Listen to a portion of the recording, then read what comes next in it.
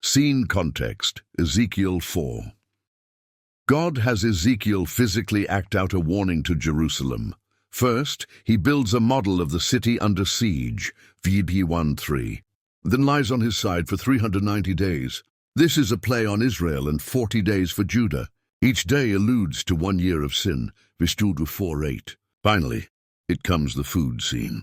God tells Ezekiel to ration bread and water baked over dung, verse 9-17. The food and the dung. Breakdown, Ezekiel 4:9-13. Nasby excerpt. But as for you, take wheat, barley, beans, lentils, millet, and spelt, put them in one vessel, and make them into bread. And you shall eat it as a barley cake, having baked it in their sight over human dung. Then the Lord said, Thus will the sons of Israel eat their bread unclean among the nations where I will banish them. Symbolic meaning. 1. Mixed grains shows the desperation in exile. Normally, Israelites ate pure wheat bread as a symbol of prosperity, both in body and spirit. Here is a mix of poor grains, merely a survival ration, not a feast, symbolizing the scarcity in exile and spiritual impurity. Kabbalistic echo. Bread is lechem, which shares a root with milchama, meaning war. Bread is the symbol of survival through struggle. Human dung is absolute defilement. Cooking over human dung is equal to the total ritual uncleanness in Torah law. God uses this extreme symbol to show this is how defiled and humiliated you will become in exile. Spiritual parallel.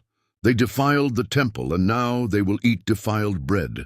They abandoned holiness, so now even their daily bread becomes a testimony of their broken covenant. Ezekiel's protest is also to show divine mercy. Ezekiel pleads, I've never defiled myself. Defotim. God relents and allows cow dung instead of human dung, verse 15. This shows God's willingness to compromise for the sake of his servant's integrity, even while judgment is still coming. It's a foreshadow of mercy in exile. He'll lessen the burden for the faithful remnant. The point of the whole prophetic act? This wasn't performance art, it was prophetic intercession. Ezekiel lived the suffering ahead of time as a warning and a mirror. Deeper mystical layers, Kabbalah, Gematria. Dung in Hebrew is Galal. It has the numerical value of 66 in Gematria. 66 is the number for Aval, means however or but. It's a pivot word, a sign of tension between justice and mercy. Have you heard the saying, everything someone says before the word but is meaningless? 66 also echoes Kale, means to be consumed, both physically by famine and spiritually by judgment. It hints that even in your defilement there's a but, a divine pause where mercy can still enter. Modern spiritual parable version. Imagine God saying to you, you've polluted what's sacred, so now even your daily routines will reflect that pollution. You'll eat scarcity, you'll taste humiliation, but if you remain faithful, I'll lessen the shame. I will still be with you in exile. Prophetic pattern echoes. Hosea marries a prostitute to embody Israel's unfaithfulness. Isaiah walks naked to symbolize shame in captivity. Ezekiel eats bread on dung to embody defilement of spirit and land. All of them together embody their scrolls, living as codes. Final thoughts.